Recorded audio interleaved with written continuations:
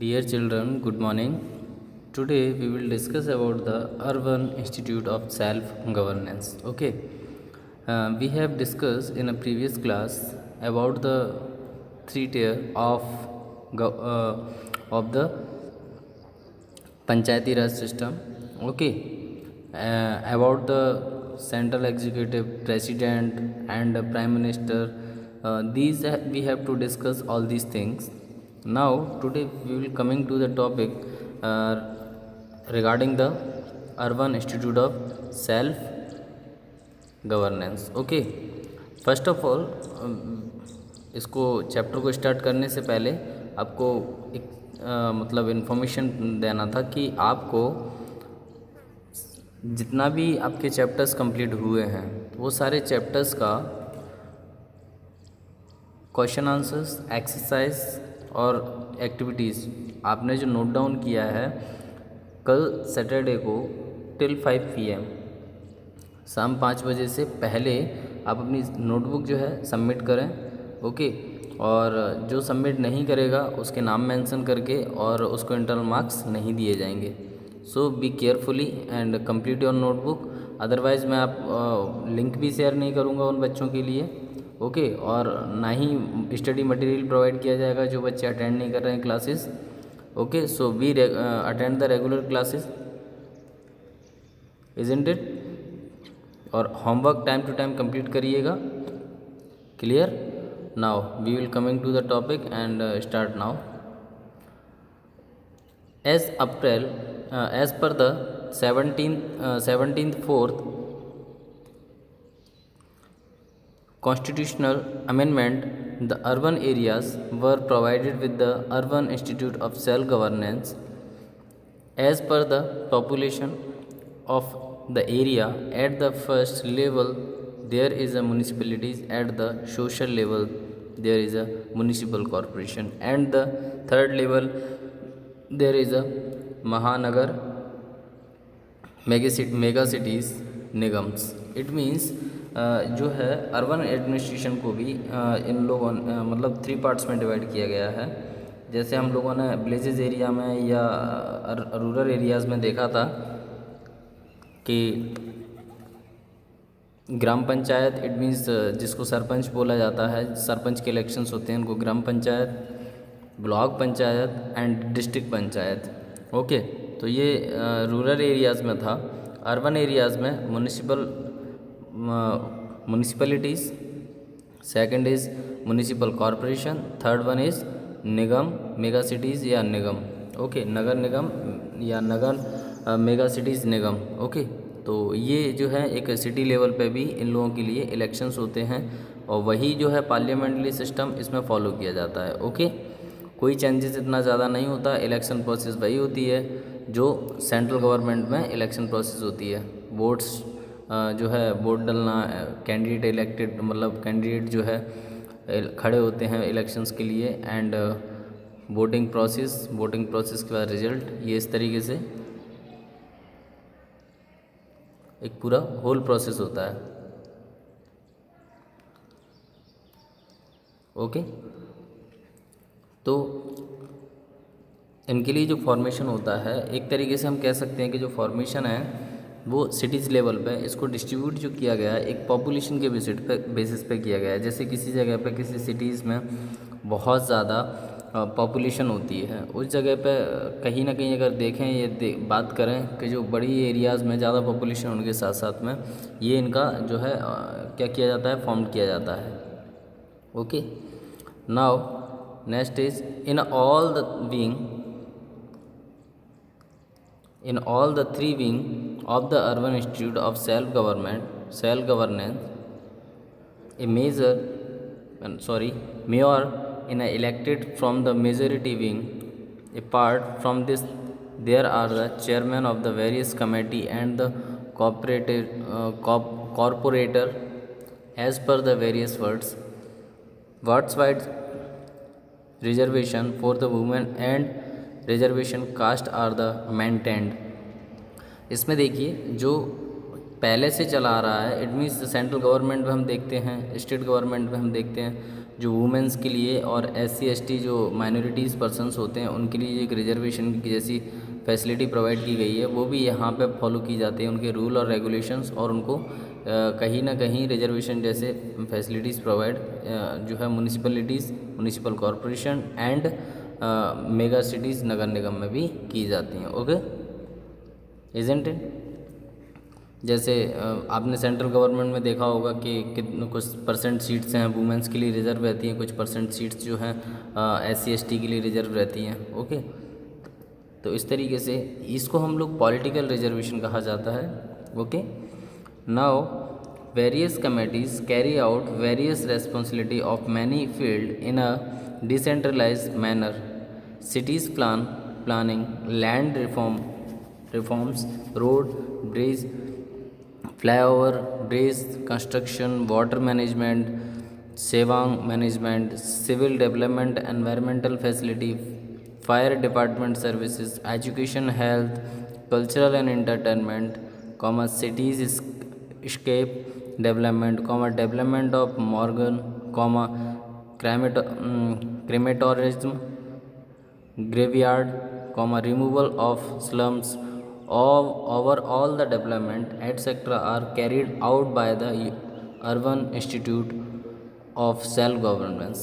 It means जैसे हम लोग बात करते हैं विलेजेस एरिया में, तो विलेजेस एरिया में सपोज दैट जो एजुकेशन का level, health facility, road, transportation, construction, water management, okay, land reforms या प्लानिंग, जो भी प्रोग्राम्स इम्प्लीमेंट किए जाते हैं, तो वो एक पंचायत, मतलब ये 3 टियर्स होते हैं, जैसे gram panchayat, okay, block panchayat and zila panchayat. तो ये रूरल एरियाज़ में होते हैं, बट अगर वही एक ज़्यादा एरिया में, लार्ज एरिया में जो है अगर हम देखें तो मतलब इसको भी कहीं ना कहीं 3 पार्ट्स में डिवाइड किया है, जो कि cities area, mega cities area में जनरली हमें देखने को मिलते हैं। ओके, उन जगहों पे भी कहीं ना कहीं ये जैसे ये अर्बन एरियाज़ में इंस्टीट्यूशन है और वो रूरल एरियाज़ में थे। ओके, तो अर्बन एरियाज़ में हम देखते हैं कि म्यूनिसिपलिटीज़, म्यूनिसिपल कॉरपोरेशन एंड नगर निगम।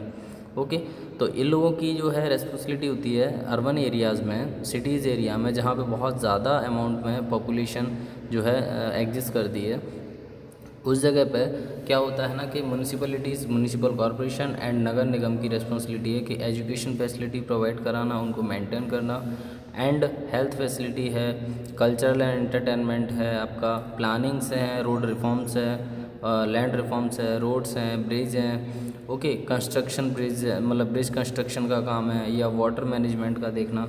तो ये सारी जो फैसिलिटीज़ प्रोवाइड कराना रिलेटेड टू दीज डिपार्टमेंट्स, ये किसकी रेस्पॉन्सिबिलिटी होती है? इन्हीं की रेस्पॉन्सिबिलिटी होती है जो नगर निगम होते हैं, नगर निगम, म्यूनिसिपलिटीज़ और म्यूनिसिपल कॉरपोरेशंस। ओके, जहाँ पे म्यूनिसिपलिटीज़ है वहाँ पे म्यूनिसिपलिटीज़ के जो पर्सन्स हैं, इलेक्टेड किए गए मेंबर्स हैं, चेयरपर्सन्स हैं, वो उनकी रेस्पॉन्सिबिलिटी होती है। जहाँ पर नगर निगम होते हैं उनकी रेस्पॉन्सिबिलिटी होती है, और जहाँ पे म्यूनिसिपल कॉरपोरेशन होते हैं वहाँ उनकी रेस्पॉन्सिबिलिटी होती है। ओके, तो ये अलग अलग एरियाज़ हैं। जैसे मान लेते हैं विलेजेस एरिया में अगर इलेक्ट्रिसिटी का जो खंभा लगा रहता है, अगर वो गिर जाता है या इलेक्ट्रिसिटी चली जाती है, तो हम लोग जनरली सरपंच या और वहाँ के लोग होते हैं, ब्लॉक पंचायत का पर्सन होता है, हेड होता है, चेयरपर्सन होता है, हम उसी को कंप्लेन करते हैं, क्योंकि उस एरिया की रेस्पॉन्सिबिलिटी, उस जगह की रेस्पॉन्सिबिलिटी रूरल एरियाज़ में उन्हीं की होती है। वैसे ही अगर हम सिटीज़ एरिया में देखें तो वाटर, मान लीजिए कभी वाटर की स्कैरसिटी होती है, पानी की कमी होने के साथ साथ में, तो वहाँ हम लोग कंप्लेंट्स करते हैं उनको, जो लोग मतलब उनमें उन डिपार्टमेंट्स में होते हैं। क्योंकि सिटीज़ एरिया में मान लीजिए जनरली हम लोग देखते हैं कि जो वाटर की जो एबिलिटी है वो हमें मतलब कम देखने को मिलती है, स्कैरसिटी ऑफ वाटर बहुत ज़्यादा देखने को मिलता है, स्लम्स एरिया बहुत ज़्यादा होते हैं। तो ये इनकी रेस्पॉन्सिबिलिटी होती है कि वाटर की एबिलिटी प्रोवाइड कराना, इलेक्ट्रिसिटी प्रोवाइड कराना, स्लम्स एरिया को रिमूव करना। ओके, जो आपके कंस्ट्रक्शन जो ब्रिज हैं उनका कंस्ट्रक्शन ब्रिज बनाना, ये उनकी रेस्पॉन्सिबिलिटी होती है। किनकी? Municipalities, municipal corporation and Nagar Nigam. Okay, and जो कल्चरल एंटरटेनमेंट्स चीज़ें देखना, और जो civil and development environment facilities provide कराना, तो ये जो है एक डिपार्टमेंट्स बने होते हैं, उनकी रेस्पॉन्सिबिलिटी होती है। ओके, कहाँ पे? Urban institute of self government पे, isn't it? all are the managed by the fund collected from the people under the public private partnership, as well as the taxes collecting from the peoples and the government granted. It means इनको maintenance करना, मान लीजिए water facility provide कराना, electricity provide कराना, health facility provide कराना, education facilities provide कराना, या road construction करना है, या फिर मान लेते हैं लैंड रिफॉर्म करना है, या ब्रिज कंस्ट्रक्ट करना है, तो इनके लिए जो फंड आता है, पैसा आता है, उसको मतलब कहाँ से यूज़ करते हैं, कहाँ से आता है फंड, तो वो जो है पीपल्स द्वारा जो है टैक्सेस के रूप में कलेक्ट किया जाता है, जो कि फ़ंड होता है, जो कि पीपल्स के जो है टैक्सेस पे करते हैं, उसी फंड से ये लोग मेंटेन करते हैं, यानी कि मेंटेनेंस करते हैं। ओके, और ये कलेक्ट कौन करता है? पब्लिक प्राइवेट पार्टनरशिप के थ्रू कलेक्ट किए जाते हैं taxes. Okay, the administrative head of the municipal corporation is known as the municipal commissioner. It means जो म्यूनिसिपल कॉरपोरेशन का जो हेड होता है वो कौन होता है? Municipal commissioners. Okay, under him there are the zonal head having a technical and administrative knowledge and the various officers. Okay, when a ordeal relation as is established between the elected wing and the administrative wing, then may work can be carry out relating to the welfare of the peoples. It means जो departments में, जैसे हमने देखा ग्राम panchayat. Okay, एक example देता हूँ आपको।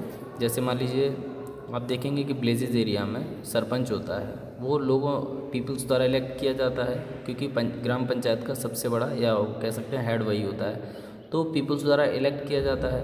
और क्योंकि वो एजुकेटेड है या नहीं है वो डिपेंड नहीं करता, या it is not necessary for the Indian political background कि वो उस एजुकेटेड होना चाहिए या नहीं, लेकिन गवर्नमेंट क्या करता है, एक एडमिनिस्ट्रेटिव ऑफिसर जो होता है उसको इलेक्ट मतलब वहाँ पे प्रोवाइड किया जाता है, जिससे कि इजीली वर्क किया जा सके। जैसे ग्राम मतलब जो सरपंच होता है उसके साथ एक सेक्रेटरी होता है, आपने देखा होगा। और आप अगर देखेंगे ब्लॉक पंचायत में तो CEO होता है, चीफ एग्जीक्यूटिव ऑफिसर होता है CEO। ओके, तो वो सारी चीज़ें कौन देखता है, कहाँ का?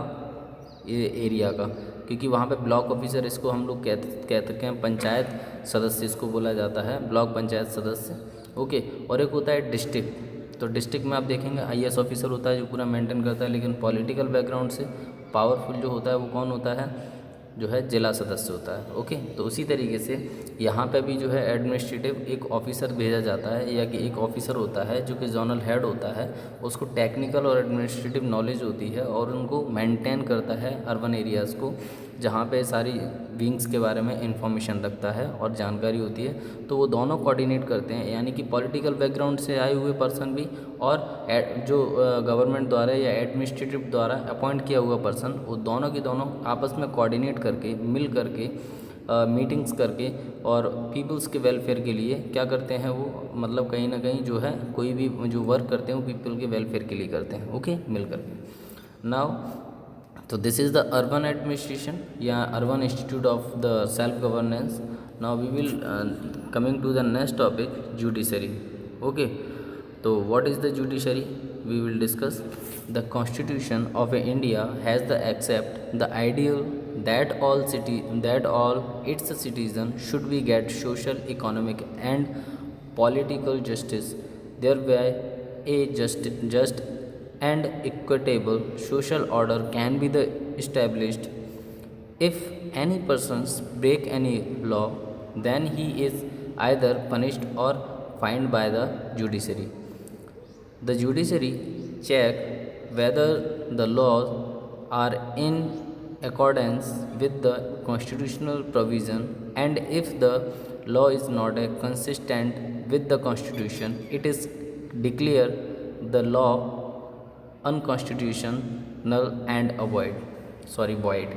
इट मीन्स जुडिशरी जो डिपार्टमेंट्स है इंडिया का, क्योंकि इंडिया में 3 पिलर्स हैं, यानी कि इंडियन गवर्नमेंट्स, या कह सकते हैं कि इंडिया में 3 पिलर्स हैं इंडिया को चलाने के लिए या मतलब रन करने के लिए। पहला है यानी कि पार्लियामेंट के 3 पिलर्स होते हैं। First legislature, second executive, third is judiciary. Okay, then fourth pillar और होता है पार्लियामेंट का, वो होता है क्या, मीडिया। बट उसको इतना कंसीडर नहीं किया जाता, बट अभी इसको मतलब फ़िलहाल के लिए हम लोग 3 पिलर्स को ही देखते हैं, जो पार्लियामेंट के 3 पिलर्स होते हैं, लेजिस्लेचर, एग्जीक्यूटिव एंड जुडिशरी। तो जुडिशरी का बहुत बड़ा रोल होता है किसी भी एरिया में, कंट्री में, क्योंकि वो जो है socially, economically and politically justice करता है, फर्स्ट थिंग। ओके, चाहे वो सोशल एरिया में हो, चाहे इकोनॉमिकली एरिया में हो या पॉलिटिकल एरिया में हो, वो जस्टिस करता है। और साथ साथ में अगर कोई पर्सन ऐसा है जो लॉ बनाया गया है उसको तोड़ता है, उसको पनिश्ड भी करता है, जुडिशरी के पास ये पावर्स होती है। ओके, चाहे वो इंडिया का कोई भी पर्सन क्यों ना हो, क्योंकि all the rights, all the laws are equal for each and every person of Indian citizen.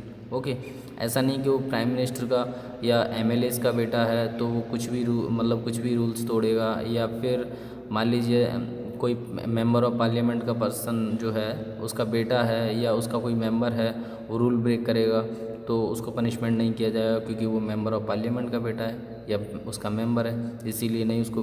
तो ऐसा नहीं है, हर इंसान को जो इस इंडिया में या इंडियन सिटीज़न है, चाहे वो पॉलिटिकल बैकग्राउंड से हो, चाहे वो एडमिनिस्ट्रेटिव हो, चाहे वो कितना बड़ा ऑफिसर क्यों ना हो, चाहे वो आईपीएस ऑफिसर हो, चाहे आईएएस ऑफिसर हो, चाहे आईआरएस ऑफिसर हो, इंडियन रेवेन्यू सर्विस, तो जितने भी बड़े ऑफिसर्स हों पॉलिटिकल बैकग्राउंड से, चाहे वो प्रधानमंत्री या प्रेसिडेंट कोई भी क्यों ना हो, अगर वो रूल ब्रेक करता है तो उसको पनिश किया जाएगा बाय द जुडिशरी। जुडिशरी में हम लोग 3 मतलब लेवल्स पे देखेंगे। एक लोकल लेवल्स पे कोर्ट्स, जिसको सब कोर्ट्स कहा जाता है। ओके, एक होता है स्टेट लेवल जो कि हाई कोर्ट होते हैं, और एक होता है सेंट्रल कोर्ट, यानी कि सेंट्रल लेवल पे इसको हम सुप्रीम कोर्ट बोलते हैं। तो सबसे इंडिया में सबसे बड़ा है वो है सुप्रीम कोर्ट। अगर हम बात करते हैं तो एक जनरल चीज़ आपको बताऊं कि इंडिया के अंदर हाई कोर्ट जो है 24 हाई कोर्ट्स हैं टोटल ऑल ओवर। अगर ऑल ओवर की बात करें तो 24 हाई कोर्ट्स, 1 सुप्रीम कोर्ट है। ओके, तो इसको थोड़ा सा याद रखिएगा आप, जो कि जनरली पूछा जाता है। Isn't it, if federal system power and function are the divided among the unit state and the central, it is the function of the judiciary system to be seen that both the central and the state government carry out their own work without interfering with the each other work. It means जो हमारा judiciary department है उसमें क्या है, जो है functions और powers को क्या कर दिया गया है, डिवाइड कर दिया गया है, क्योंकि कुछ स्टेट्स यूनिट को प्रोवाइड की गई हैं और कुछ सेंट्रल गवर्नमेंट यानी कि सेंट्रल यूनिट्स के पास हैं। ओके, स्टेट्स मतलब जो कि हाई कोर्ट्स होता है और सेंट्रल मतलब सुप्रीम कोर्ट का, इजंट इट। तो मेनली जनरली अगर देखेंगे तो मोस्ट ऑफ द हर जो है स्टेट्स में हाई कोर्ट होता है, लेकिन कुछ स्टेट्स में मतलब 3 स्टेट्स को मिला करके एक हाई कोर्ट होता है किसी जगह पे। ओके, तो जो हाई कोर्ट्स हैं वो जनरली टोटल 24 हाई कोर्ट्स हैं इंडिया के अंदर, इजंट इट। तो अगर हम बात करें हाई कोर्ट्स के बारे में तो कुछ कुछ पावर्स हाई कोर्ट के पास होती हैं और कुछ सुप्रीम कोर्ट के पास होती हैं, क्योंकि सारी पावर्स सुप्रीम कोर्ट के पास नहीं हो सकती, और अकेला एक सुप्रीम कोर्ट ये सारी मतलब पूरी कंट्री को या पूरी कंट्री के जो पीपल्स हैं उनको जस्टिस दिलाना इट्स अ वेरी डिफ़िकल्ट होगा। क्योंकि सपोज़ दैट अगर एक ही अपने सुप्रीम कोर्ट अगर इंडिया में एग्जिस्ट करता है, कोई हाई कोर्ट नहीं है, तो सारे केसेस सुप्रीम कोर्ट जाएंगे, और सारे जब केसेस जब सुप्रीम कोर्ट में जाएंगे तो उनको मतलब क्लेरिफाई करना, या किसी को जो पनिशमेंट मिल रहा है या कोई पर्सन ऐसा है जिसको पनिशमेंट नहीं मिलना चाहिए, तो बहुत सारी चीज़ें ऐसी हैं जो कि बड़ा डिफ़िकल्ट होगा, क्योंकि बहुत केसेस जाएंगे, उन केसेस को क्लियर करना डिफ़िकल्ट होगा। इसीलिए जो है हर स्टेट्स में हाई कोर्ट्स जो है मतलब फॉर्म किए गए हैं, और हाई कोर्ट्स के साथ साथ में उनको कुछ पावर्स दी गई हैं जिससे कि वो इजीली उनको मतलब जो बड़े केसेस होते हैं, बहुत ही ज़्यादा बड़े केसेस जो कि हाई कोर्ट्स उनको हैंडल नहीं कर पाता है, या हाई कोर्ट्स उनको फॉरवर्ड कर देता है सुप्रीम कोर्ट के लिए। ओके, कुछ ऐसे होते हैं, तो वी विल सी, देखेंगे हम लोग। Okay, when UV distributed arise between the central and state unit states, then they are solved by the Supreme Court. The Indian judiciary is continuous and the linear. At the top of the central level there is a Supreme Court. At the middle, at the state level, are the High Court, and the bottom level are there are the trial court या civil court या criminal court and the various सब coordinate court. Okay, तो इसमें देखिए आप जो है तीन, मतलब अगर हाई लेवल पे अगर बात करें तो हाई लेवल पे जो है आपका सुप्रीम कोर्ट है। ओके, और मिडिल लेवल की अगर बात करते हैं तो वहाँ आप देखेंगे कि वहाँ हाई कोर्ट है, और जो बिल्कुल बॉटम लेवल की बात करेंगे तो वहाँ पे जो है आप देखेंगे कि सिविल कोर्ट्स भी देखने को मिलते हैं, क्रिमिनल कोर्ट भी देखने को मिलते हैं, और सब कोऑर्डिनेट कोर्ट भी देखने को मिलते हैं। ओके, तो जो स्टेट्स में जो अगर बात करें तो सबसे बड़ा जो कोर्ट होता है वो हाई कोर्ट होता है, और हाई कोर्ट के अंडर में बहुत सारे जो है सब कोऑर्डिनेट कोर्ट्स भी होते हैं, क्रिमिनल कोर्ट्स भी होते हैं, और सिविल कोर्ट्स भी होते हैं। ओके, ट्रायल कोर्ट्स भी होते हैं। मतलब यहाँ पे आप डिस्ट्रिक्ट लेवल की बात करेंगे तो डिस्ट्रिक्ट लेवल पे सब कोऑर्डिनेट कोर्ट देखने को मिलते हैं, क्रिमिनल कोर्ट देखने को मिलते हैं, सिविल कोर्ट देखने को मिलते हैं, इजंट इट। बट अगर हम एक स्टेट लेवल पे अगर बात करते हैं, जो सबसे बड़ा जो कोर्ट होता है वो होता है आपका हाई कोर्ट होता है। अगर मान लेते हैं कि किसी को जस्टिस अगर सब कोऑर्डिनेट कोर्ट या क्रिमिनल कोर्ट में नहीं मिलता है या सिविल कोर्ट में नहीं मिलता है किसी को जस्टिस, तो वो सीधा कहाँ जा सकता है, हाई कोर्ट जा सकता है। अगर उस पर्सन को अगर हाई कोर्ट में भी जस्टिस ना मिले तो वो पर्सन सीधा सुप्रीम कोर्ट जा सकता है जस्टिस के लिए। ओके, कभी कभी ऐसे केसेस होते हैं जो कि लोग अपील्स करते हैं, जो कि सब कोऑर्डिनेट कोर्ट्स में कहीं ना कहीं उनका जो है उनको जस्टिस नहीं मिल पाता, उनके साथ अनजस्टिस हो रहा होता है, तो वो सीधा अपील कहाँ करते हैं, हाई कोर्ट में करते हैं। और कुछ ऐसे पर्सन्स होते हैं जिनको हाई कोर्ट में जो है जस्टिस नहीं मिलता, वो तो सीधा सुप्रीम कोर्ट में अपील करते हैं। जैसे हमने अभी आपकी एक बात, मतलब एक केस बताता हूँ। अगर आपने सुना हो कि निर्भया का केस था कुछ टाइम पहले दिल्ली में एक रैप केस आया था निर्भया का, जो 4 पर्सन्स थे जो कि मतलब क्रिमिनल थे, इसको कह सकते हैं, जिन्होंने एक तरीके से क्राइम किया था। ओके, तो वो 4 ऐसे क्रिमिनल थे जिन्होंने रैप किया उस बच्ची का, और वो उन्होंने क्या है अपील की। मतलब पहले उनका जो है वहाँ पे दिल्ली में ही हाई कोर्ट में उनका केस चल रहा था, देन उसके बाद उसको केस को जो है फॉरवर्ड किया, और जो सज़ा सुनाई थी हाई कोर्ट ने, तो उन लोगों ने 4 लोगों ने, उनके वकील्स ने या उनके एडवोकेट्स ने क्या किया था, अपील की थी सुप्रीम कोर्ट में। तो वो केस सुप्रीम कोर्ट में भी गया था। ओके, और सुप्रीम कोर्ट के बाद जब वहाँ पे भी उनको मतलब फांसी की सज़ा सुना दी थी, उसके बाद उन्होंने इंटरनेशनल कोर्ट में भी जा कर के अपील की, मतलब याचिका दायर की थी। तो कुछ ऐसी चीज़ें होती हैं, तो इस तरीके से एक कोर्ट का सिस्टम बना हुआ है। ओके, एक 1 स्टेप 2 स्टेप 3 स्टेप इस तरीके से स्टेप बाय स्टेप मतलब जो है मतलब कोर्ट्स का एक सिस्टमेटिक वो बना हुआ है कि पहले सबसे पहले अगर हम बात करें तो सब कोऑर्डिनेट्स कोर्ट होते हैं, क्रिमिनल कोर्ट होते हैं, सिविल कोर्ट होते हैं, और ट्रायल कोर्ट होते हैं। तो ये बिल्कुल जो है डिस्ट्रिक्ट लेवल पे देखने को मिलते हैं, तहसील लेवल पे देखने को मिलते हैं। ये जो है सबसे बॉटम लेवल होता है कोर्ट का। उसके बाद आता है आपका हाई कोर्ट, जो कि मिडिल लेवल होता है।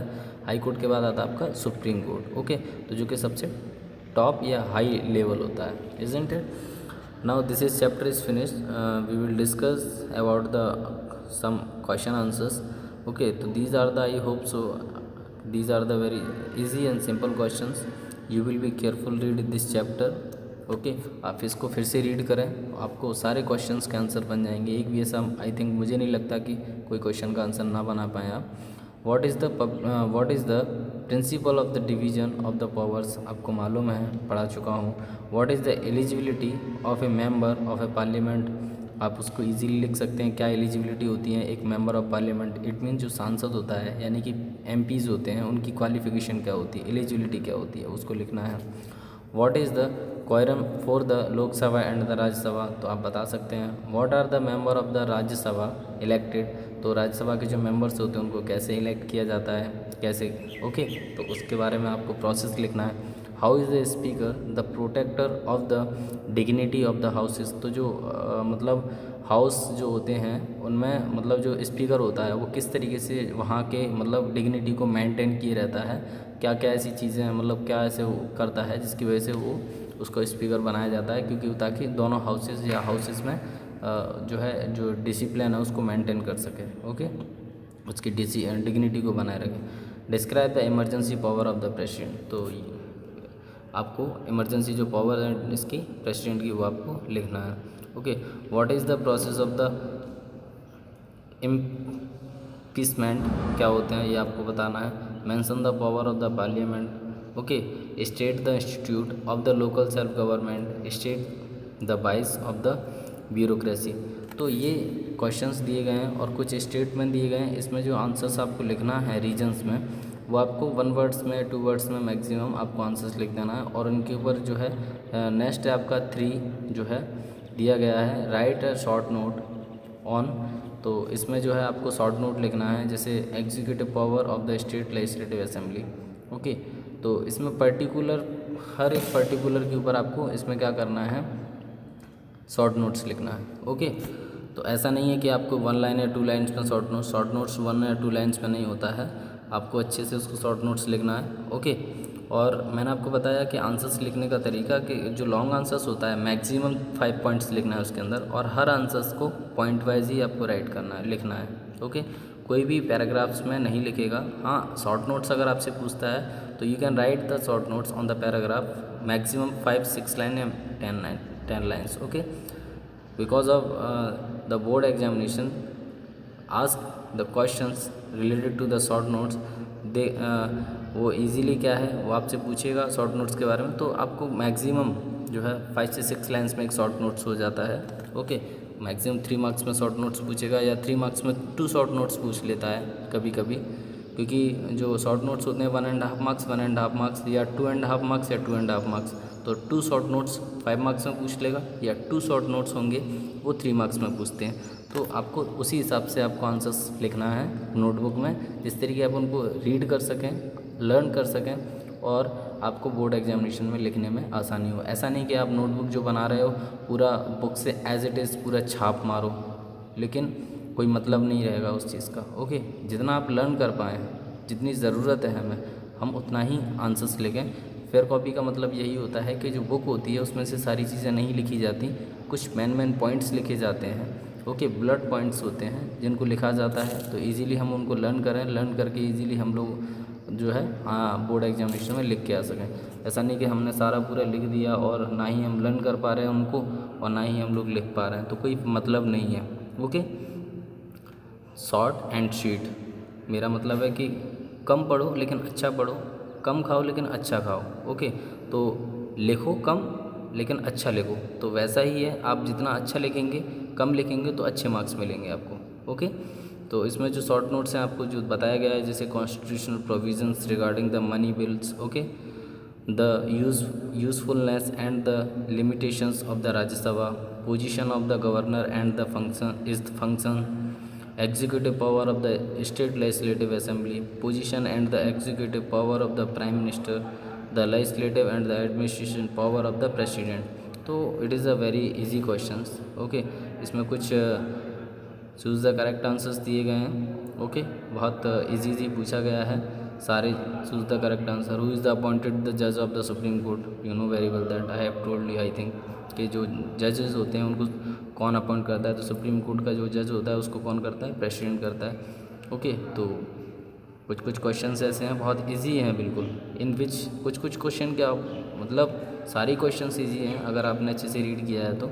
ओके, इसमें मैच द फॉलोइंग दिया हुआ है, आप मैच द फॉलोइंग करिएगा। ओके, मतलब उनको मैच द फॉलोइंग पहले मैच करना है, मैच करने के बाद आपको देखना है कि ऑप्शन ए सही है, ऑप्शन बी सही है, ऑप्शन सी सही है, ऑप्शन डी सही है या कौन सा सही है। ओके, तो आप देखिएगा इसको। और जो भी क्वेश्चंस अगर आप लोग नहीं बना पाते हैं, एक्टिविटीज़ जो इसमें दी गई है उसको आप मतलब पढ़ सकते हैं और कर भी सकते हैं अगर करना है आपको तो।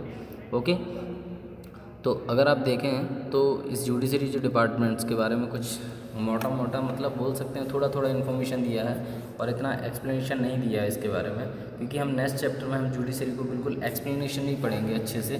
तो जो क्वेश्चंस जो आप लोग नहीं कर पाएंगे इसमें, वो सारे क्वेश्चंस आप वो नेक्स्ट चैप्टर पढ़ने के बाद इजीली आप कर सकते हैं, क्योंकि जो जुडिशरी डिपार्टमेंट्स है वो नेक्स्ट चैप्टर में दिया गया है। ओके, तो अभी हमने इसमें देखा प्रेसिडेंट के बारे में, वाइस प्रेसिडेंट के बारे में, एग्जीक्यूटिव पार्लियामेंट के बारे में।